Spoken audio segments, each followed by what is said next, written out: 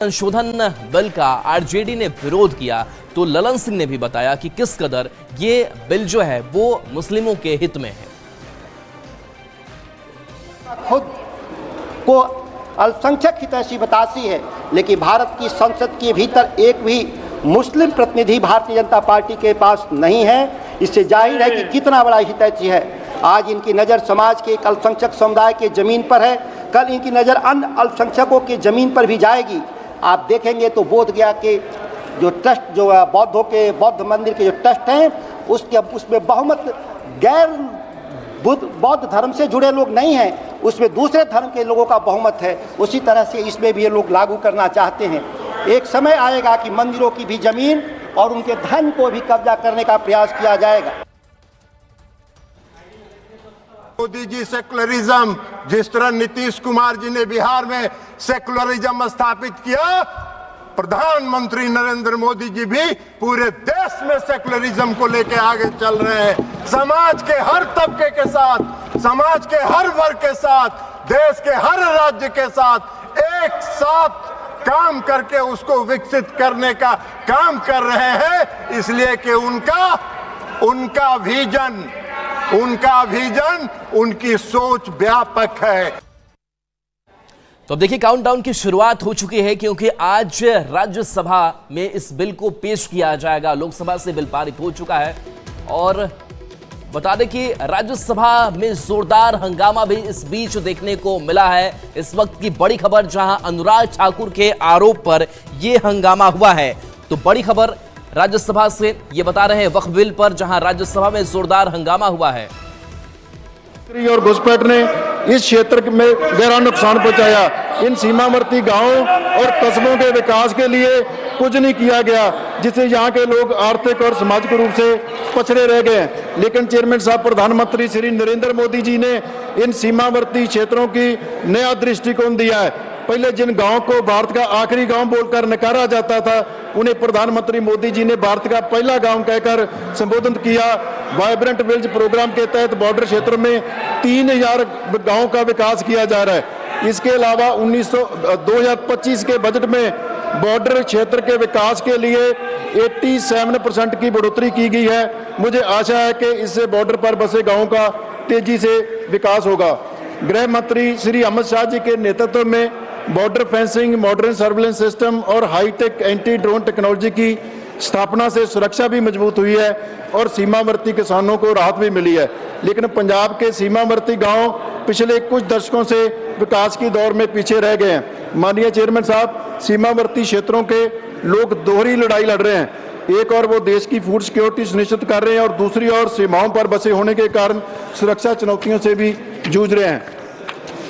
देखिए, अनुराग ठाकुर ने खड़गे पर आरोप लगाया था और बयान पर माफी मांगे अनुराग ठाकुर, ये मल्लिकार्जुन खड़गे का कहना है। तो देखिए, इस अनुराग ठाकुर के आरोप पर ही आज जो हंगामा है, बवाल है, वो देखने को राज्यसभा के अंदर मिला है। बता दें कि अनुराग ठाकुर ने खड़गे पर घोटाले का आरोप लगाया था और इसी आरोप को लेकर के ये हंगामा आज विपक्ष का देखने को मिला है। तो राज्यसभा में लगातार कार्यवाही चल रही है और इस कार्यवाही के बीच जो अनुराग ठाकुर ने खड़गे पर घोटाले का आरोप लगाया, उस पर ये बहस, ये हंगामा जारी है। बता दें कि खड़गे ने कहा कि अगर आरोप सही है तो मैं इस्तीफा दे दूंगा। इसके साथ साथ मल्लिकार्जुन खड़गे ने यह भी कहा कि बयान पर अनुराग ठाकुर माफी मांगे, क्योंकि उन्होंने घोटाले का आरोप उन्होंने लगाया है और कहा है कि इस आरोप को अगर सही पाया गया तो खड़गे इस्तीफा दे देंगे।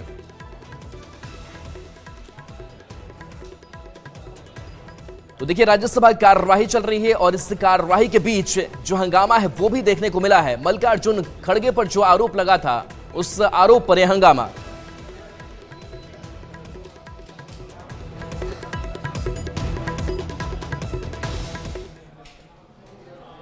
Very constitutionally highly positioned persons, including Prime Minister, have been subjected to insinuations with no remorse.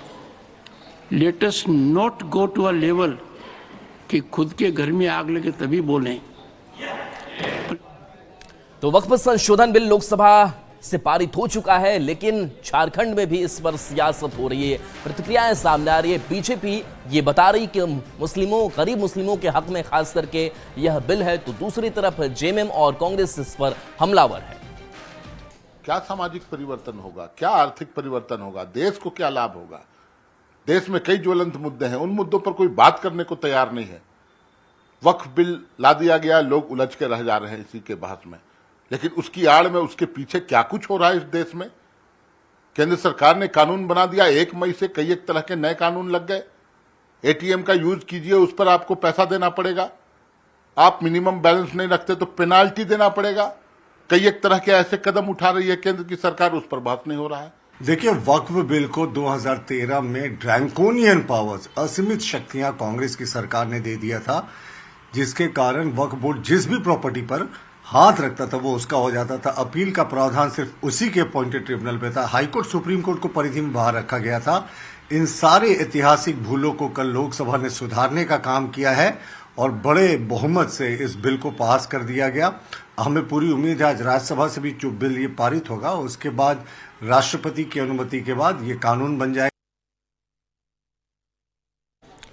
तो वक्फ संशोधन बिल पर जब बहस हो रही थी लोकसभा में, उस दौरान कांग्रेस पर कई गंभीर आरोप जो है वो गृह मंत्री अमित शाह ने लगाए। गृह मंत्री ने कहा कि कांग्रेस जो है वो डराने वाली राजनीति करती है, चाहे वो धारा 370 का मामला हो, चाहे वो राम मंदिर अयोध्या का मामला हो, और इस वक्फ संशोधन बिल पर भी मुस्लिमों को डरा करके कांग्रेस अपनी राजनीति को आगे बढ़ाने की कोशिश हमेशा से करती आई है। ये रिपोर्ट दिखाते हैं आपको। कमेटी के जो सुझाव थे ये भारत सरकार की कैबिनेट ने स्वीकार किए और अमेंडमेंट के रूप में वक्फ बिल लोकसभा के पटल पर देर रात पास हो गया। वक्फ संशोधन बिल पर लोकसभा में वोटिंग हुई, जिसमें बिल के पक्ष में 288 वोट पड़े, जबकि इस बिल के विरोध में 232 वोट पड़े। लोकसभा में वक्फ संशोधन बिल पर 12 घंटे से ज्यादा बहस चली। संसदीय कार्य मंत्री किरेन रिजिजू और विपक्ष के सांसदों ने अपने अपने पक्ष रखे। अब यह विधेयक राज्यसभा में पेश किया जाएगा और फिर राष्ट्रपति के पास अप्रूवल के लिए भेजा जाएगा। लोकसभा में घंटों चली गर्मागर्म बहस के बाद केंद्रीय गृह मंत्री अमित शाह ने जो बातें कही, उस पर सियासत तेज हो गई है। शाह ने सीधा हमला कांग्रेस पर बोला, अल्पसंख्यकों को डराने का बड़ा आरोप लगा दिया है। उन्होंने कहा कि वोट बैंक की खातिर कांग्रेस अल्पसंख्यकों को डराती रही है, लेकिन मौजूदा केंद्र सरकार अब ऐसा नहीं करने देगी। ये तरीका ठीक नहीं है आपका। बैठिए आप।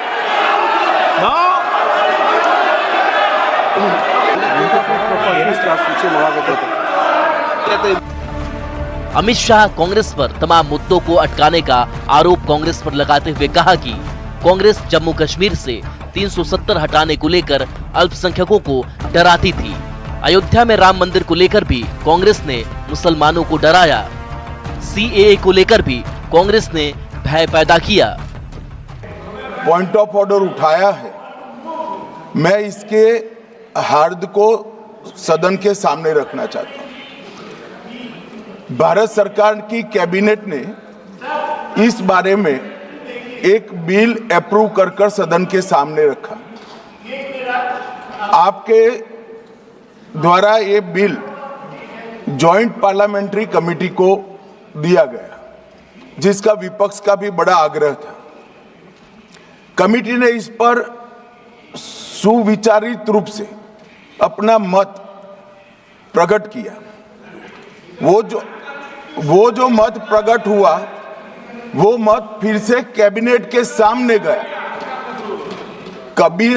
कमेटी के जो सुझाव थे ये भारत सरकार की कैबिनेट ने स्वीकार किए और अमेंडमेंट के रूप में किरण रिजिजू जी लेकर आए। ये तभी होता है जब ये ऑफिशियल अमेंडमेंट कैबिनेट की अनुमोदन के बगैर आता है। अमित शाह ने संसद में अपने बयान से कांग्रेस को जमकर घेरा। अल्पसंख्यकों को डराकर वोट बैंक की राजनीति करने का आरोप लगाते हुए शाह ने दो टूक कह दिया कि अब ऐसा बिल्कुल नहीं होगा। अल्पसंख्यकों के लिए भारत से ज्यादा सुरक्षित देश कोई नहीं है, यहाँ वो गर्व के साथ रहते हैं। अमित शाह के बयान पर आरजेडी ने भी पलटवार किया और अमित शाह पर गंभीर आरोप लगाए।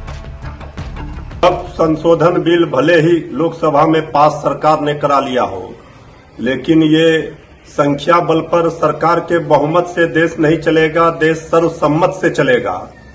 जिस तरह से इसका हर ओर विरोध हो रहा है, अब केंद्रीय गृह मंत्री आदरणीय अमित शाह जी बोल रहे हैं, इस पर सफाई दे रहे हैं। तो जिन लोगों के लिए ये लाया जा रहा है, जिन समुदाय के लिए, अल्पसंख्यक लोग ही विरोध कर रहे हैं इसका। वहीं कांग्रेस ने भी शाह के बयान पर पलटवार किया, कहा कि इस बिल के जरिए केंद्र सरकार की नीयत सबके सामने आ गई है। जब वक्फ अमेंडमेंट बिल में इस प्रकार का प्रावधान है कि जब सरकार द्वारा नामित 2 गैर मुस्लिम सदस्य उसमें हो सकते हैं, जबकि श्राइन बोर्ड में ऐसा नहीं है जम्मू कश्मीर के, जबकि केरला के देवोत्थान कमेटी में ऐसा नहीं है, वहां कोई गैर हिंदू मेंबर नहीं हो सकता है, तो आखिर वक्फ बोर्ड में इस प्रकार का प्रावधान निहित करने का क्या आशय है? अमित शाह ने बिल का विरोध कर रहे लोगों पर आरोप लगाया कि कांग्रेस और दूसरे विपक्षी दल अपनी राजनीति चमकाने के लिए अल्पसंख्यकों को डराने की कोशिश करते रहे हैं। लोकसभा से वक्फ संशोधन बिल पास होने पर सत्तारूढ़ एनडीए ने इसे अल्पसंख्यकों के लिए लाभकारी बताया। सरकार ने अल्पसंख्यकों के हितों की सुरक्षा के अपने दावे को और मजबूत किया है। अब इस बिल को राज्यसभा में पेश किया जाएगा, जहां से पास होने के बाद इसे राष्ट्रपति के पास भेजा जाएगा। Bureau report, news 18।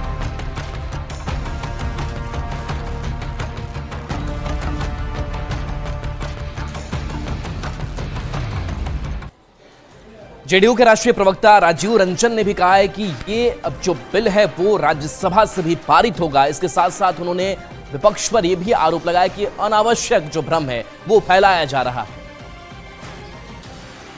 देखिए, दरअसल एक अनावश्यक भ्रम फैलाया जा रहा है।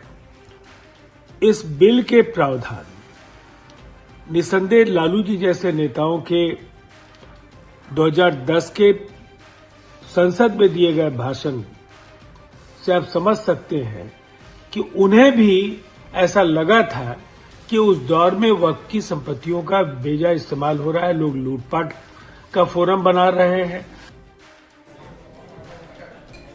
बीजेपी सांसद संजय जायसवाल ने लोकसभा में बिल पारित होने के बाद से खुशी जताई है और कहा है कि विरोधियों की दुकान अब बंद हो जाएगी।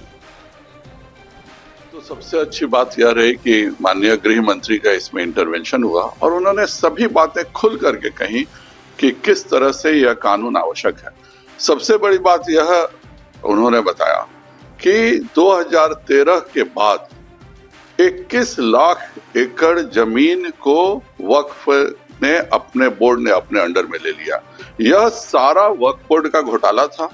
धारा 40 का फायदा उठाते हुए जिस जमीन को चाहा उस जमीन को कह दिया हमारा, लेकिन ये कहीं तो रुकना ही था। मैं बहुत आभार व्यक्त करता हूं माननीय प्रधानमंत्री जी का कि उन्होंने इसको रोकने का काम किया है।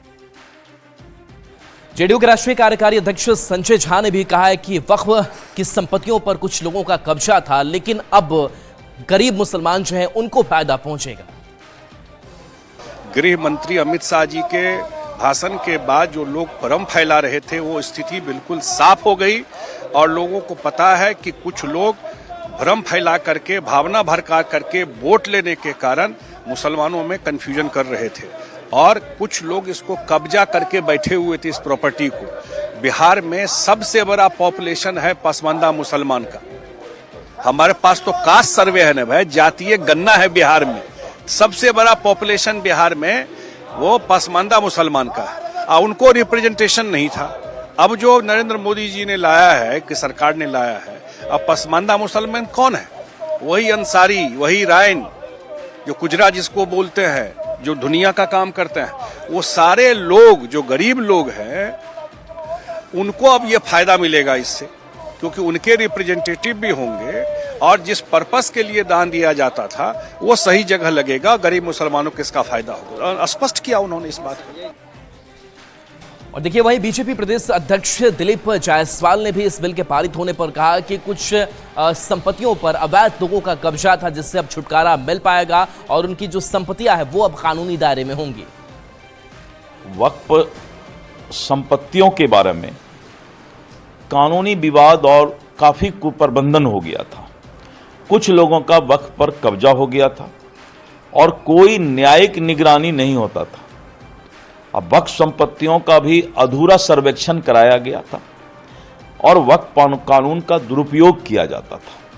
तो इन सब कारणों से ये वक्फ संशोधन बिल लाना पड़ा, जो 1995 का पहला बिल है उसको संशोधन करना पड़ा। और आपने देखा कि पार्लियामेंट में लगातार टाइम का भी एक्सटेंशन हुआ बहस पर, जिससे कि सभी सदस्य अपनी दिल की बातों को रख सके। दिवंगत